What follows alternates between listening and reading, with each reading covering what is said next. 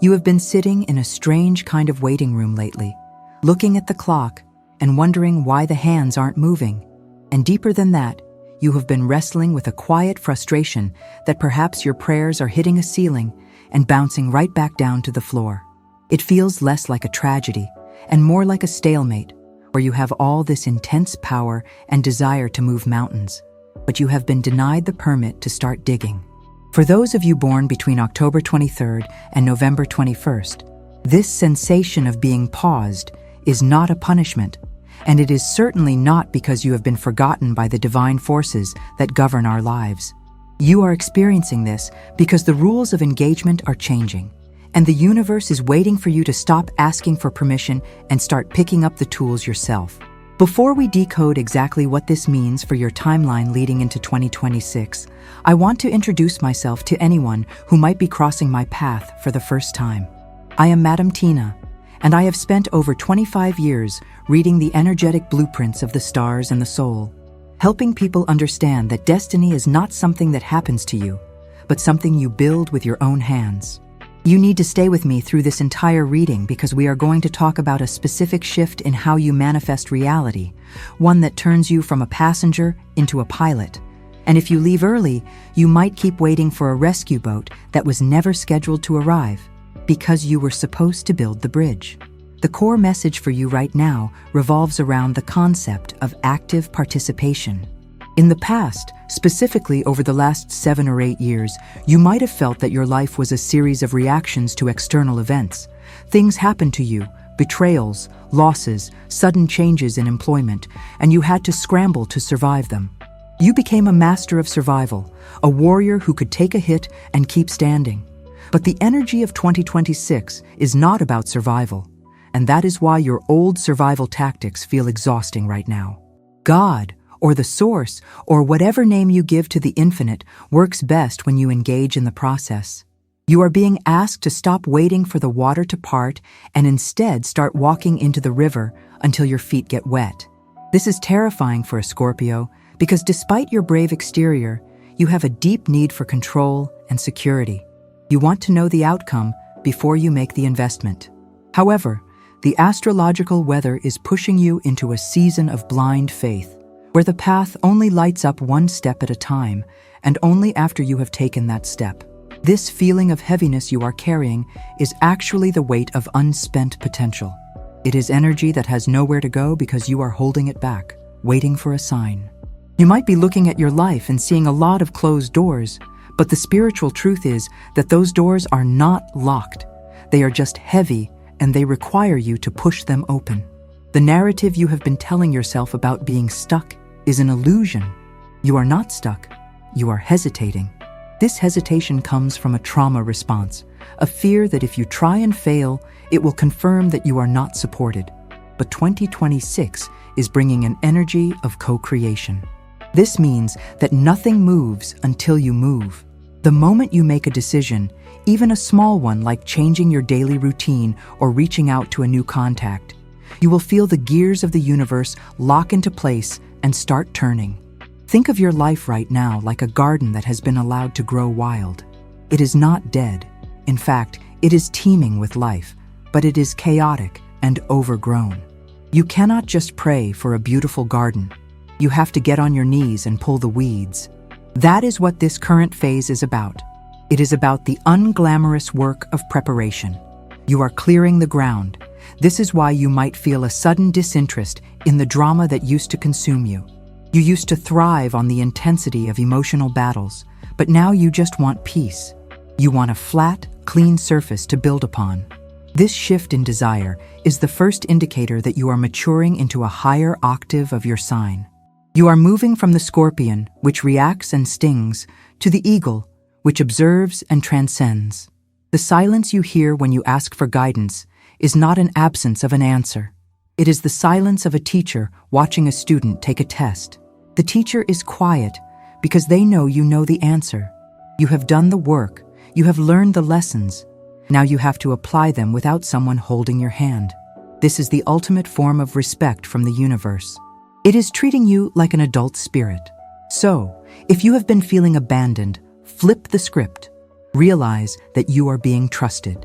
You are being trusted to navigate this next leg of the journey using your own internal compass, which is more accurate than any map anyone else could give you. The year 2026 is going to be the year where you look back and realize that the pause was actually you gathering the strength to push the boulder up the hill. And once it starts rolling, nothing will be able to stop it. As we move deeper into this understanding of your active role in destiny, we have to talk about how this is manifesting in your physical body and your immediate environment. Because for a Scorpio, the spiritual is always biological. You feel things in your gut, in your nerves, and in your blood long before your brain processes the information. Lately, you might have noticed a physical intolerance to things that are fake or misaligned. This isn't just a preference, it is a visceral reaction. You might walk into a room and suddenly feel nauseous, or speak to a person you have known for years and feel a sudden drain of energy that leaves you needing a nap. This is your internal guidance system upgrading its software. You are developing what I call a truth allergy. Your system is rejecting anything that does not have a solid foundation because you are preparing to build a skyscraper in 2026, and you cannot build a skyscraper on a swamp. This physical rejection of inauthenticity is forcing you to make changes that might seem irrational to outsiders. You might feel a sudden, overwhelming urge to purge your home. I am not talking about a little spring cleaning. I am talking about a deep, almost aggressive need to get rid of objects. You might look at a chair you have had for 10 years and suddenly decide it has to go today. You might open your closet and feel like the clothes in there belong to a stranger. Do not ignore these impulses. This is your intuition trying to create a vacuum. Nature abhors a vacuum, and by clearing out the old, stagnant energy trapped in these physical objects, you are literally making room for the new abundance to enter. It is an act of faith.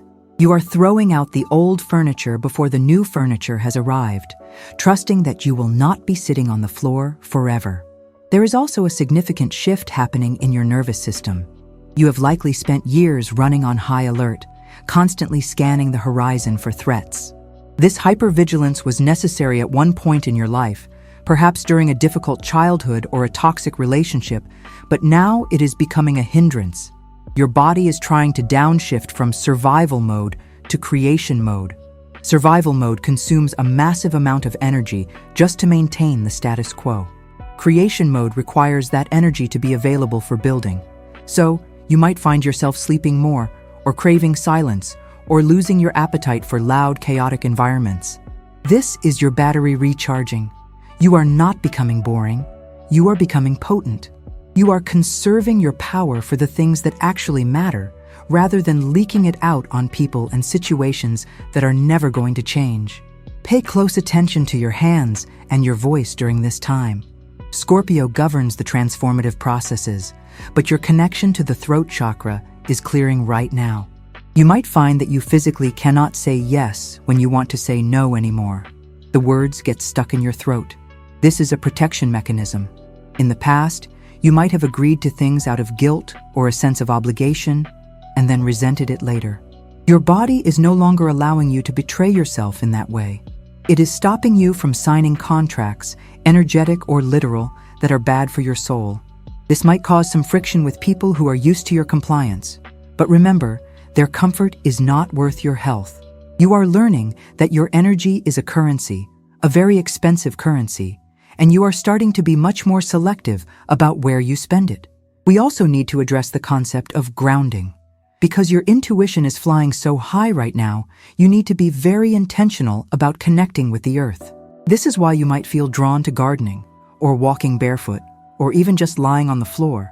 It sounds simple, almost too simple to be spiritual, but putting your body in contact with the physical reality is what completes the circuit. You are acting as a lightning rod, pulling inspiration down from the ether and grounding it into reality. If you are not grounded, that energy just stays as anxiety or nervous tension.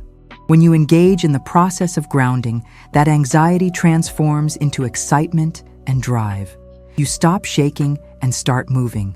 Hey, my beautiful soul family, I want to take a tiny breath here and just ask you something from my heart to yours. If you are reading this and feeling like someone has finally turned on the lights in a dark room, If you feel that resonance in your chest, come and sit with us properly. You don't need an invitation. The door is open. Just hit that subscribe button so we can keep this conversation going. I honestly live for the moments when I read your comments and see that we are all walking this path together. Let me know down below, what is the one thing your gut is screaming at you to get rid of right now? Is it a habit, a piece of furniture, a mindset? Let's share it and let it go together. Okay, let's get back to the deep stuff. Now that we have cleared the physical space and tuned into your body's wisdom, we have to navigate the often tricky waters of your social landscape. This is usually the hardest part for a Scorpio because despite your reputation for being a loner, you bond incredibly deeply. When you let someone in, you merge souls. But the energy of 2026 is demanding a structural audit of your inner circle. You are going to look around the table of your life and realize that some of the seats are filled by people who are actively anchoring you to a version of yourself that you have outgrown. This is not about malice. These aren't necessarily bad people. They are just people who are comfortable with your past, not your future. They know your triggers, your old stories, and your limitations, and they unconsciously reinforce them every time you speak. This brings us to the experience of the empty chair. As you commit to engaging in your own process and taking charge of your destiny, a natural distance is going to form between you and certain friends or family members. The phone will ring less, the invitations will dry up, and for a moment, the silence will feel like rejection.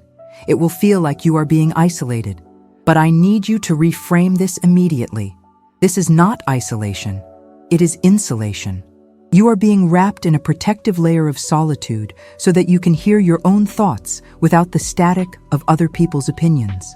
You cannot build a new life if you are constantly asking for validation from people who are terrified of change.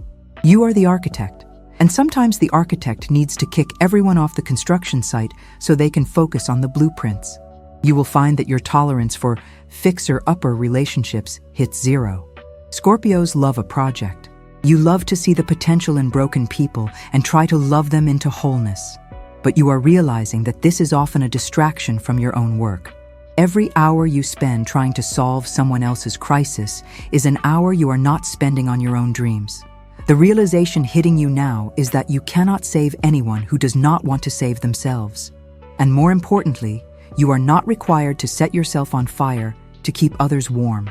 This boundary setting will feel harsh at first, like you are being cold, but it is actually an act of supreme love, self-love. You are reclaiming your resources. Following this period of clearing, there is a promise of new connections, but they will look different than what you are used to. You are moving towards soul tribe dynamics.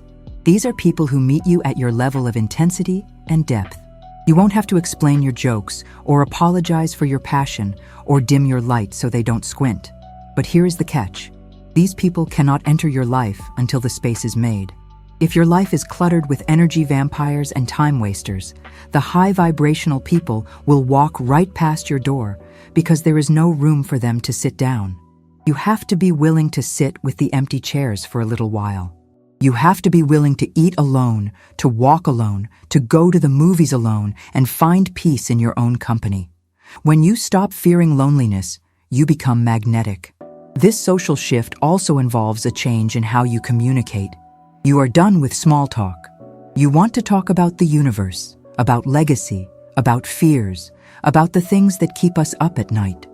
You will find yourself gravitating towards communities, perhaps online, perhaps in workshops, where these conversations are the norm. You are looking for your intellectual and spiritual equals. This might mean stepping out of your comfort zone and entering spaces where you don't know anyone. Remember, God works best when you engage. You have to go to the places where your people are hanging out. They are not going to knock on your front door while you are hiding on the couch. You have to put yourself in the path of collision with your destiny. The sadness you might feel about letting go of old friendships is real, and it is okay to grieve. Grieving is a process of honoring what was, but do not mistake grief for a sign that you made a mistake. You can miss someone and still know that they do not belong in your future. You are building a new structure, a lighthouse, and a lighthouse stands apart from the town on the edge of the wild sea. It has to stand alone to do its job. Eventually, others will see your light and come to you, but they will come to you for guidance and warmth, not to drag you back down into the dark. Finally, let us turn our gaze to the material world, to your career, your finances, and your legacy. Because spirituality without grounding in reality is just a daydream. For Scorpio, the year 2026 represents a massive harvest, but only for the seeds you are brave enough to plant right now. The theme here is autonomy. You have likely spent a good portion of your life building someone else's castle, using your immense focus and strategic mind to make someone else rich or successful. The friction you feel at work right now, that irritability with authority figures and stupid rules, is your soul telling you that your apprenticeship is over. You are ready to be the master builder. The universe is pushing you toward entrepreneurship, or at the very least, a role where you have complete sovereignty over your time and your decisions. Your path to abundance lies in your uniqueness. In the past, you might have tried to fit your skills into a standard job description, dimming your investigative nature or your psychological insight to be a good employee. That era is ending. The money is in the mystery. The things that make you weird, your obsession with truth, your ability to see the hidden motives, your fearlessness in the face of taboo subjects, these are your marketable assets. We are moving into an economy that values authenticity and depth, two things you have in unlimited supply. You might be thinking about starting a business that involves consulting, research, healing, or perhaps something involving the transformative arts. The stars are shouting at you to take that risk. But here is where the engage in the process part is crucial. You cannot just manifest a business by visualizing it. You have to do the boring, gritty work. You have to file the paperwork, learn the software, make the budget, and send the emails. God will open the doors, but you have to turn the handle. You might feel like you don't have enough money or experience to start, but that is the old scarcity mindset talking. Start with what you have. Use the resources in your hand. Scorpios are the alchemists of the zodiac. You can turn lead into gold. You can take a small idea and with your intensity and focus, grow it into an empire. The resources will show up to match your effort. If you take one step, the funding for the next 2 steps will appear. There is a specific energy around solving problems for others. You are a natural troubleshooter. Where others see a disaster, you see a puzzle to be solved. This is highly valuable. Whether it is in technology, psychology, crisis management, or financial planning, your ability to remain calm in the chaos is your ticket to wealth. In 2026, you will likely be in a position where you are paid for your judgment, not just your labor. You will be the one people call when they don't know what to do. To get there, you must start valuing your own advice today. Stop giving your wisdom away for free to people who don't appreciate it. Package it. Respect it. When you put a value on your time, the world will follow suit. This journey is also about redefining what success means to you. It is no longer about the shiny car or the title on the business card to impress the neighbors. It is about freedom. The freedom to wake up and decide how you spend your day. The freedom to work on projects that set your soul on fire. The freedom to be honest. This is the hidden truth of your timeline. You are not chasing money, you are chasing liberty. And ironically, when you chase liberty and purpose, the money tends to follow as a byproduct. You are building a life that feels good on the inside, not just one that looks good on the outside. So, as you stand on the precipice of this new era, know that the power has always been yours. You are not waiting for a savior. You are the savior you have been waiting for. The divine forces are standing by, ready to amplify every move you make. Engage with the struggle, engage with the work, and engage with your own beautiful, terrifying potential. You are going to make it, and it is going to be magnificent. Thank you truly for letting me speak into your life today. It is such a privilege to be a small part of your massive journey. If you are feeling ready to pick up the tools and start building, I want you to know you have a home here. Please subscribe and join our family, not because I need the numbers, but because I want you in the circle when we celebrate your wins. I read your stories in the comments, and they inspire me more than you know. And listen, if you want to keep this momentum going, I have another video on the screen right now that fits perfectly with where you are at. Click it, and let's keep digging for that gold together. I'll see you there.